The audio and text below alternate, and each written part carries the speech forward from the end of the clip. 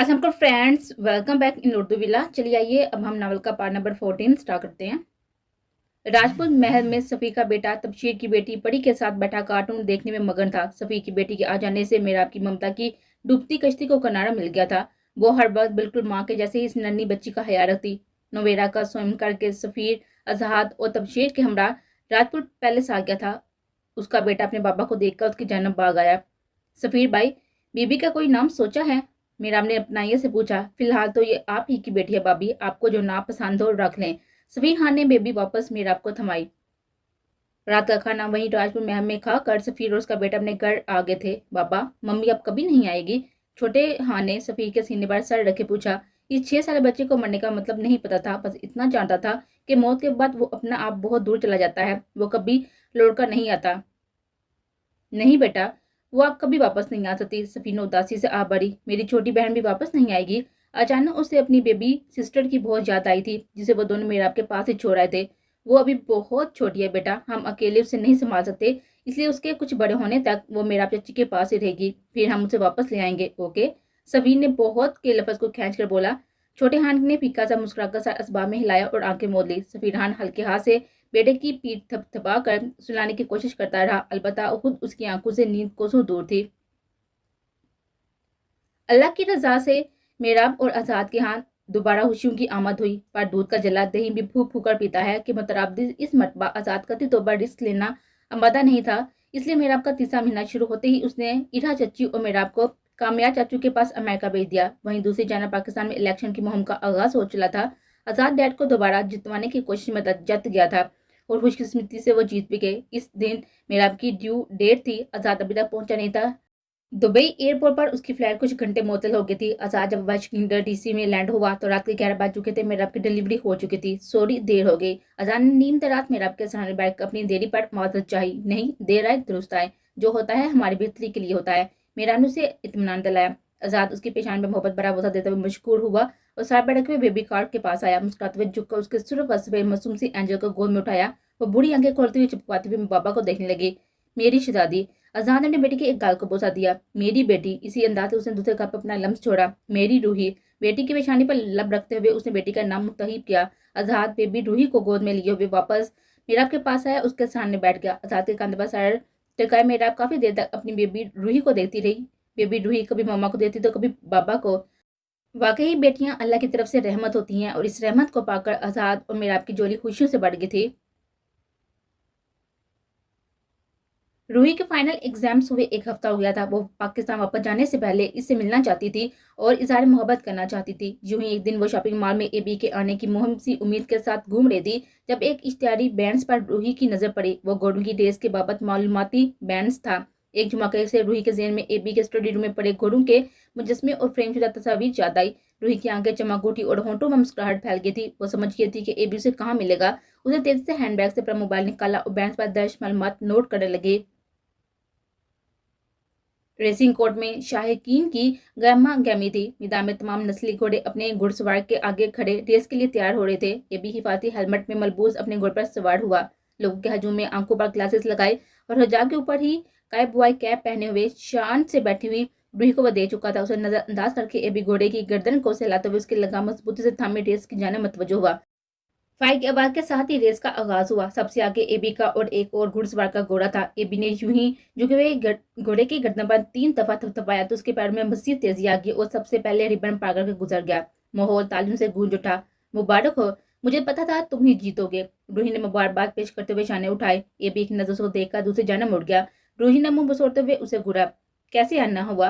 रूही को अपने साथ साथ चलते पाकर एबी का नखारा। तुमसे मिलना चाहती थी, एक्चुअली थैंक्स करना चाहती थी।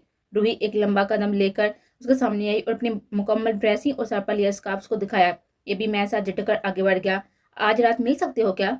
रूही ने उसके मजाक का जायजा लेते हुए पूछा। नहीं, दो टोक अंदाज में जवाब दिया गया। कल रात?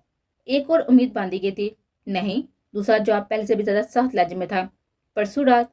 मना मत करना, मैं इसी वीकेंड पाकिस्तान वापस जा रही हूँ। परसों रात का कहते साथ ही रूही ने जाने का बताया तो ए भी इनकार नहीं कर सका। वो कोई भी जवाब दिए बगैर आगे बढ़ गया। रूही मुंह बनाए हुए रह गई। ये भी थोड़ा आगे गया कि रूही के मोबाइल पर मैसेज ट्यून बजी। कल रात स्टीव माल रेस्टोरेंट, वक्त के साथ जगह का नाम भी था। रूही के मैसेज पढ़कर मुस्कुराते हुए एबी की दूर जाते हुए पूछते कि पागल कहेगा, कभी सीधे मुंह जवाब नहीं दे सकता। रूही मुंह में बड़बड़ाते हुए महालत सी मत चलने लगी। रूही रेस्टोरेंट के सामने कैब से उतरी। रूही हील्स पर शान से चलती हुई डाइनिंग हॉल के अंदर दाखिल हुई तो एबी को अपना मुंतजिर पाया। रूही और एबी के अलावा डाइनिंग हॉल में और कोई न था। वो पूरा रेस्टोरेंट एबी ने बुक करवाया था। वो कदम कदम चलती करीब आई तो एबी ने सीट पीछे करके सर को हम दिया। रूही महसूस होते हुए मुस्कुराती हुई नीचे संभाली। इसके बैठते ही एबी मुकाबले सीट पर आ बैठा। एबी, क्या ऐसा नहीं हो सकता कि तुम ये सब छोड़ दो? लंबी खामोशी के बाद रूही ने गुफ्तगू का आगाज किया। मैं खुद छोड़ना चाहूँ तो छोड़ सकता हूँ। एबी ने बेबाकी से इशारे उचकाए। तो छोड़ दो, मेरे साथ पाकिस्तान चल लो। पढ़े लिखे हो, बाबा साहब तुम्हें किसी अच्छी पोस्ट पर लगा देंगे। रूही के लहजे से उसकी मोहब्बत साफ जाहिर थी। मैंने जो भी किया हमेशा अपने बल बोते पर किया, किसी के अंडर काम करने का आदी नहीं हूँ। एबी के लहजे में साथी माइल होने लगे। अच्छा, फिर जहां तुम जाना चाहो मैं तुम्हारे साथ वहीं आ जाऊंगी। बस ये सब छोड़ दो मेरे प्यार की खातर। रूही सीट से उठकर एबी के सामने आ गई। अंडरवर्ल्ड एक दलदल के तालाब की तरह है, जहाँ एक मरतबा कोई फंस गया फिर आसानी से नहीं निकल सकता। एबी ने सर झटका। फिर मैं ऐसा क्या करूं कि तुम मेरे हो जाओ? रूही ने मिन्नत करने के अंदाज में एबी का हाथ थाम लिया। मोहब्बत इंसान को कितना बेबस कर देती है, ये इस वक्त रूही के समझ में आया। एक वो वक्त था जब वो एबी के सामने आने से खौफजदा हुआ करती थी, और एक आज का दिन है कि उसे साथ रखने के लिए किसी भी हद तक जा सकती है। एक तरीका है, उसके बाद हमेशा के लिए मैं तुम्हारा हो जाऊंगा, सब कुछ छोड़ दूंगा, जहाँ तुम कहोगी जैसा कहोगी वहीं रह लूंगा। एबी ने निगाहों को देखा। सच? कौन सा तरीका? रूही खुशी से चहक उठी। ये भी एकदम आगे हुआ और रूही के कान के पास झुका। उसके करीब आने पर रूही की धड़कन तेज हो गई थी। होम मिनिस्टर आजाद राजपूत को जान से मार दो। एबी ने रुक रुक कर अपने लफ्ज़ बार छोड़ देते हुए रूही के कान में सरगोशी की। रूही के रगों में खून जम गया। उसे कानों से सुनने पर यकीन नहीं आ रहा था। उसके बाद मैं सिर्फ तुम्हारा हो जाऊंगा। होश में तो हो तुम? वो मेरे बाबा साईं हैं। रूही को अपनी आवाज खाई में से आते हुए महसूस हुई। बेयकीनी ही बेयकीनी थी। जिस इंसान का वो हमसफर बनाने के ख्वाब देख रही थी, वो असल में उसके बाबा साईं को मारने का मंसूबा बनाए हुए बैठा था। इसलिए तुमसे कह रहा हूँ कि किसी को भनक तक नहीं पड़ेगी कि साईं सरकार की बेटी ने उन्हें मार दिया। बहुत सिंपल है, मैं तुम्हें एक कैप्सूल दूंगा, उसका पाउडर तुम्हें राजपुल साहब की कॉफी में मिलाना है। बस 2 घंटे के अंदर वो खत्म हो जाएंगे। ये भी ने पूरी प्लानिंग कर रखी थी। जस्ट शट अप, बहुत बहुत हो गया। रूही पूरे ताप से एबी पर चिल्लाई। मैं तुम्हें क्या समझती थी और तुम? रूही के लिए अभी एबी के रवैये पर यकीन करना मुश्किल था। और मैं बेवकूफ तुमसे बैगर बैठी, तुमसे मोहब्बत का इजहार करने आई थी। रूही के आंसू जारी हो गए थे। एबी ने बेतासा अंदाज में उसको देखने लगा। मैंने कभी पहले क्यों नहीं सोचा कि तुम्हारे बाबा साईं के किसी दुश्मन के मेरे पसाने बेचा होगा। रूही ने बेचकीनी से अपना सर पकड़ लिया। तुम्हारा वो डराना धमकाना, फिर अचानक अच्छा बनना, कभी प्यार नछावर करना, कभी झिड़क देना। उफ, मैं पागल इसे मोहब्बत समझ बैठी। वो बहकी बातें भीगी आंखों से एबी को देती हुई उसके सामने आई। समझ क्या लिया तुमने खुद को? हो क्या चीज तुम मेरे बाबा साईं के सामने? सरता पैर उसे नफरत से देखकर रूही ने हाथ से इशारा किया। तुम जैसे हजारों कुर्बान मेरे बाबा साईं पर। रूंधी हुई आवाज में गुस्सा छा गया था। यहाँ तो मैं तुम्हारा कुछ नहीं बिगाड़ पाई, पर याद रखना मिस्टर एबी, अगर तुमने मेरे मुल्क मेरे इलाके में आकर ऐसा सोचा भी तो मैं अपने हाथों से तुम्हारी जान ले लूंगी। उंगली उठाकर दांत पर दांत जमाए हुए उसने एबी को धमकाया और तेज तेज सांस लेकर अपना तनफस बहाल करते हुए रेस्टोरेंट से बाहर निकल गई। रूही के चले जाने के बाद एबी घर आया और उजलम में रिहान को सदा लगाई। चलो तुम्हें अभी यहाँ से जाना है। एबी उसका बाजू थामने कार तक लेकर जाने लगा। नहीं, मैं नहीं जाऊंगी। पर रिहान अपना बाजू छुड़वा कर पीछे हो गई। जिद मत करो, यहाँ खतरा बढ़ गया है। शेरशाद ने आलमबाड़ी को मेरे पीछे लगा दिया है, तुम यहाँ नहीं रुक सकती। एबी मध्यम आवाज में गोया हुआ। परिहान की आंखें बढ़ गई। मैं तुम्हें छोड़कर नहीं जाऊंगी भाईजान। परिहान रोते हुए एबी के कंधे से लिपट गई। उन्हीं रिश्ते के नाम पर मेरे पास सिर्फ तुम हो। मैं अपने भाई को नहीं खोना चाहती। परिहान का सब टूट गया था। एबी ने लंबा सांस खारिज करके परिहान के गिर्द बाजू मारकर उसको दिलासा दिया। मुझे कुछ नहीं होगा परी, ट्रस्ट मी, सब ठीक हो जाएगा। पर अभी तुम्हें जाना है, ओके? एबी ने परिहान का रूह ऊपर करके उसकी आंखों में देखा। परिहान रोते हुए उसके कंधे पर सर रख के बोझल कदमों से पोछ तक आई। अपना ख्याल रखना भाईजान, और जल्दी आना। परिहान ने आंसू साफ करते हुए तनबीह किया। तुम भी अपना ख्याल रखना। मैंने पापा को कॉल कर दी है, वो तुम्हें एयरपोर्ट पर लेने आ जाएंगे। आलमबट रात को अपने अड्डे से घर लौटा और चेंज करने अपने कमरे में दाखिल हुआ। एक एहसास के तहत वो पीछे मुड़कर ठटक गया। पर्दे के पीछे एक हयोला सा उभरा था। एबी ने पर्दे के दोनों सिरे मजबूती से पकड़कर आलमबाड़ी की गर्दन में डालकर हाथों को मुहालत सिमत में खींचा। आलम का सांस बंद होने लगा। दबी दबी खांसी होने के साथ उसका दम घुटने लगा और मजामत करते करते आलम की जान निकल गई। वो खिड़की से फलांग कर पीछे के रास्ते सिर पर आया ही था कि आलम के मोबाइल पर शेरशाह दाद का ईमेल मसूल हुआ। वो आलम से एबी के मुतालिक नई मालूमात मांग रहा था। सोचा नहीं था तुम इतनी आसानी से हाथ आ जाओगे शेरशाद। एबी आईब्रो उठाकर फरिया मुस्कुराया और आलम भट्ट के राइटिंग स्टाइल को कॉपी करते हुए ईमेल लिखने लगा। रूही कराची इंटरनेशनल एयरपोर्ट के हाथे से बाहर आई तो बाबा साईं और मम्मा को रायदारी में सिक्योरिटी एहलकारों के घेरे में खड़े अपना मुंतजिर पाया। रूही का यह बदला अंदाज देखकर आजाद और मीरा में हैरानकुन नजरों का तबादला हुआ। मेरी शहजादी, वेलकम बैक। बाबा साईं ने बाहें फैलाई रूही का इस्तकबाल किया। रूही तरफ पर उनके गले लगी। उनके लम्स और हंसा के तहफ़्फ़ुज़ में रूही की आंखें भीग गई। साइंस सरकार को जान से मार दो। रूही के समातों में एबी का जुमला गर्दिश किया। उसने आंखें सावधी से नीचे बाबा साईं के गिर्द अपने बाजू का हल्का मजबूत कर दिया। उनको खो देने का खौफ ही रूही को लजरा गया था। बाबा साईं इतनी देर रूही को गुस्से लगे देख कर परेशान हो गए। आईब्रो के इशारे से उन्होंने बेगम से सवाल किया, पर उन्होंने लब पीछे से नफी में हिला दिया। रूही, क्या हुआ? कुछ नहीं बाबा साईं, बस आपको बहुत मिस कर रही थी। रूही ने फिर से उनके कंधे पर सर छुपा लिया। आजाद साहब मुतबस्सम होते हुए उसका शाना थपथपाने लगे। हमने भी आपको बहुत मिस किया है। इसी तरह रूही को गुस्से लगाए वो सिक्योरिटी एहलकारों के पहरे में कार की जानब बढ़ गए। ये भी तुम मेरे बाबा साईं के हाथ के बराबर भी नहीं हो। आज से मैं रूही आजाद राजपूत तुम्हें हमेशा के लिए बुला रही हूँ। मेरी जिंदगी में, मेरी यादों में मेरी तुम्हारे लिए कोई जगह नहीं है। मेरे बाबा का दुश्मन मेरा दुश्मन। रूही ने गजब से गायबाना तौर पर दिल ही दिल में एबी को मुखातब किया था।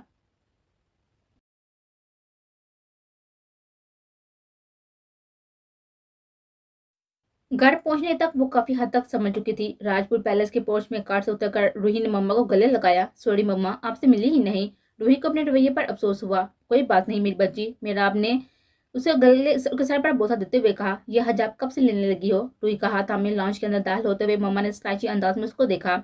आपकी सारी नसीहतें बहुत याद आती थी, आपसे सीख कर लेना शुरू किया। अच्छा नहीं है क्या? रूही का शरारती रूप वापस आते देखकर मम्मा मुतमिन हो गई। बहुत अच्छा लग रहा है। मीरा ने उसके रुखसार पर हाथ रखकर खुशी का इजहार किया। ओहो, देखो तो कौन आया है। अहमद सीढ़ियां उतरकर नीचे आया और रूही से मिला। मम्मा, क्या खिला रही हो इसे? ये तो दिन ब दिन लंबा होता जा रहा है। कुछ और लंबा हुआ तो घर की सीलिंग साफ करने के लिए स्टूल की जरूरत नहीं पड़ेगी। रूही ने अहमद को छेड़ते हुए मम्मा को सदा लगाई। ओए हाय पर बात नहीं, ओए हाय पर मजाक नहीं। कॉलेज में सब लड़कियां मरती हैं मुझ पर। अहमद कॉलर उछाल कर बोला, तो पढ़ाई के बजाय ये सब करने जाते हो कॉलेज? बताऊं बाबा साईं को?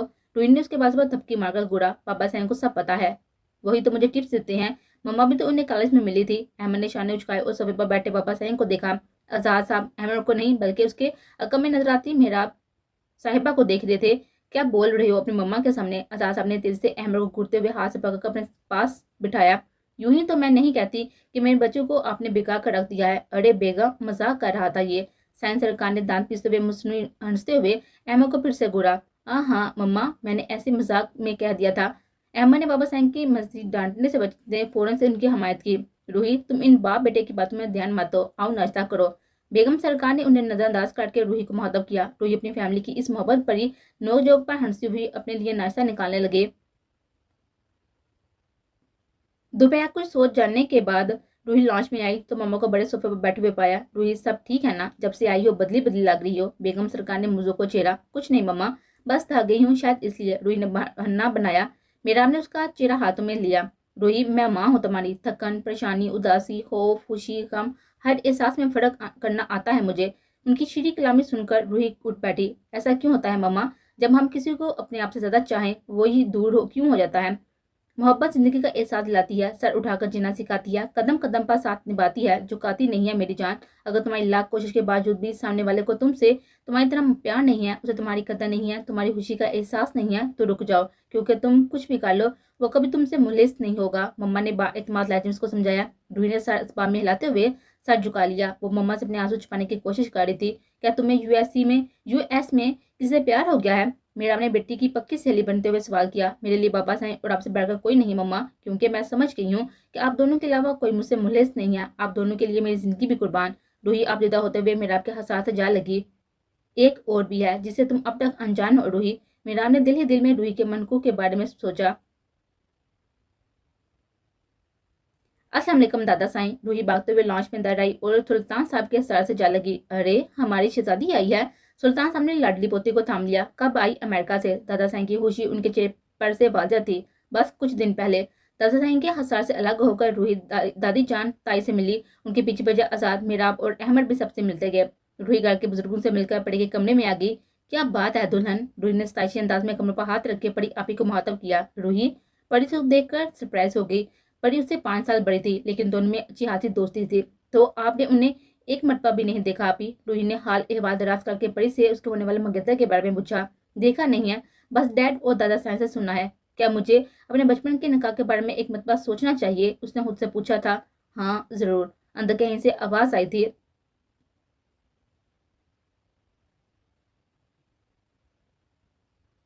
एंगेजमेंट से कुछ दिन पहले परी, रूही और 3 और कजन, जिनमें एक अबीर की बेटी भी थी, को शॉपिंग पर ले गई। वो सब अपने अपने शॉपिंग बैग उठाए शॉप से निकलकर फूड पॉइंट की जाने बढ़ रही थी कि रूही ने एक लड़की को तेज तेज उसके सामने से गुजरते देखा। वो लड़की खुद भी शायद रूही को देखकर घबरा गई थी, इसे सर झुकाए तेजी से गुजर गई। क्योंकि उस लड़की ने नकाब लिया हुआ था, इसलिए रूही ठीक से पहचान नहीं पाई, पर उसकी आंखों और चाल से रूही को गुमान हुआ था। परिहान यहाँ, रूही ने दिल में सोचा और इसी सिमत बढ़ गई। वहीं दूसरी जानब परिहान रूही को देखकर घबरा गई थी और दुपट्टे का पल्लू चेहरे पर लेती हुई तेजी से शॉपिंग मॉल से बाहर निकल गई और सामने खड़ी एक कार के ओट में छुप गई। रूही के पार आकर चारों सिम्मा नजर दुराकर उसको ढूंढने लगी, लेकिन वो कहीं नजर नहीं आई।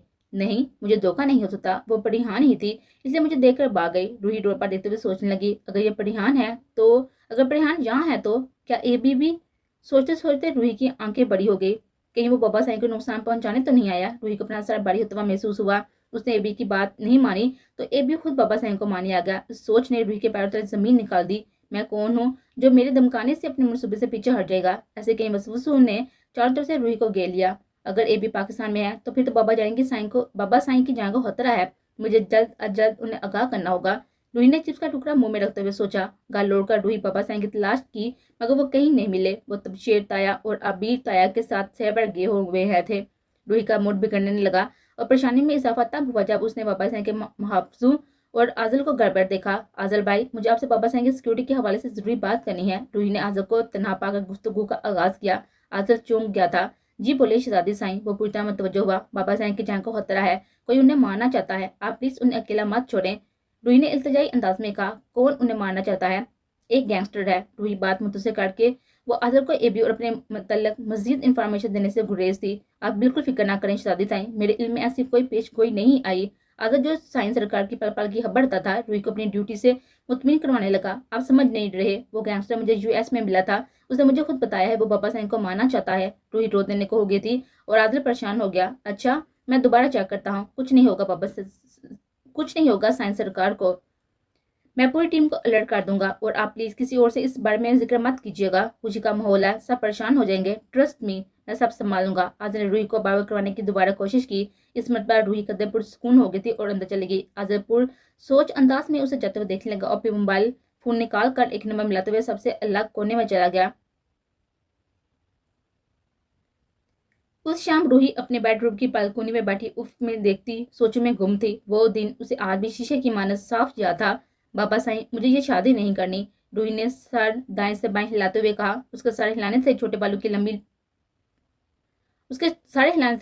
की लंबी पोनी टेल हिली थी। रूही, वो बहुत अच्छा है, आप मिलोगे तो जरूर पसंद आएगा आपको। अजान ने उसको समझाने की कोशिश की, पर वो हाथ हवा में बुलंद करके इनकार दे दी। नहीं बाबा साईं, मैं अपनी मर्जी से अपने पसंद के लड़के से शादी करूंगी। आपने खुद ही निकाह करवाया है था, आप इसे खत्म करेंगे। रूही बाजी थी। रूही, निकाह कोई खेल नहीं है, जब चाहे खा लिया, जब चाहे तोड़ दिया। आजाद की बात निस्बत मेरा अपने साथी से कहा। मम्मा, मुझे तो याद भी नहीं है, बकौल आपके 2 साल की उम्र में बाबा साईं ने अपने बेस्ट फ्रेंड के बेटे से मेरा निकाह करवाया था। मुझे तो उस वक्त इन सब का मालूम भी नहीं था। मुझे ये निकाह मंजूर नहीं है। रूही की आवाज बुलंद होगी। अच्छा, मुझे बताओ क्या चाहती हो? आजाद ने मामला संभालने की कोशिश की। उन्हें रूही को कान से थामे अपने साथ बिठाया। मैं न्यूयॉर्क यूनिवर्सिटी से MBA करना चाहती हूँ और शादी भी अपनी मर्जी से करूंगी। बचपन के निकाह के चक्कर में अपनी लाइफ खराब नहीं करना चाहती। रूही ने मासूमियत से बाबा साईं को अपना मुतालबा बताया। ठीक है, आप न्यूयॉर्क जाओ, वहाँ MBA करो। उन 2 सालों के दौरान अच्छे से सोचो, फिर भी अगर आपको एतराज आ तो मैं निकाह मनसूख करा दूंगा। फिर अपने पसंद के लड़के से शादी कर लेना। ओके? अजान ने बेटी की जिद मानते हुए वक्त देने का फैसला किया था। रूही खुश होकर उनकी मशकूर हुई और न्यूयॉर्क जाने की खुशी और खुशखबरी फ्रेंड्स को सुनाने कमरे में चली गई। आजाद क्यों इजाजत दी है उसे? ऐसे तो उसका दिल मजीद गुमराह हो जाएगा। नहीं मेरा, वो बैठ जाएगी, अलग अलग लोगों से मिलेगी, उसके मजाज से वाकफ होगी, तभी हमें समझेगी जो हम नहीं समझा पा रहे। वो कुदरत उसे सिखा देगी। मैं उसे 2 साल का वक्त दे रहा हूँ, वो अपने मुस्तकबिल का फैसला खुद करेगी। आजाद के एतमाद में मेरा आपको मुतमिन किया। रूही 2 साल कब अपनी वालिदैन की बहस याद करते हुए आपदिदा हो गई थी। अपनी मनमानी का कबूल नतीजा दे चुकी थी। उसने जिसे खुद पसंद किया था उसने तो रूही का दिल तोड़ रख दिया था। अब बाबा साईं की पसंद को आजमाने का वक्त था। रूही रुखसावा बहे आंसू साफ करते हुए फैसला करते हुए उठी और बाबा साईं के स्टडी रूम में आ गई। मामा भी उनके साथ वहीं थी। उन दोनों के पास बैठी वो इस तरह भी कैफे में उंगलियां मोड़ते हुए बाबा साईं को अपने फैसले से आगाह करने लगी। बाबा साईं, मैं आपके फैसले पर राजी हूँ। मेरे बचपन में जिससे निकाह हुआ था शादी भी उनसे ही होगी। आप निकाह में सुनना करवाएं। रूही संजीदगी से गोया हुई। आजाद और मेहराब ने एक दूसरे को देखा। रूही बेटा, कोई जबरदस्ती नहीं है। मैं आजाद की बात रूही ने बीच में ही काट दी। नहीं बाबा साईं, मैंने बहुत सोच समझ कर फैसला किया है। आप उन्हें बुला लें। रूही अपने फैसले पर कायम रही। आजाद ने सारे असबाब में जन्मिश देते हुए रूही के सर पर हाथ फेरा और मेहराब ने उसके गले से गाल टकरा कर खुशी का इजहार किया। क्या सोच रहे हैं आजाद? रूही के जाने के बाद मेहराब ने खामोश बैठे आजाद को मुखातब किया। कितनी अजीब बात है ना, पहले खुद इसका निकाह करवाया और अब जब शादी का वक्त है तो उसे खुद से अलग करने का दिल नहीं कर रहा। उन्होंने लंबा सांस लेते हुए लब भींचे। यही दुनिया का दस्तूर है। हर बाप को अपनी बेटी को रुखसत करनी ही होती है। हमारी रूही किसी और का घर आबाद करेगी और कल को कोई अहमद की बीवी बनकर हमारे घर आएगी। मेहराब ने नरमी से समझाया। बिल्कुल। आजाद ने मेहराब को बाहों में लेते हुए सुकून भरा सांस लिया।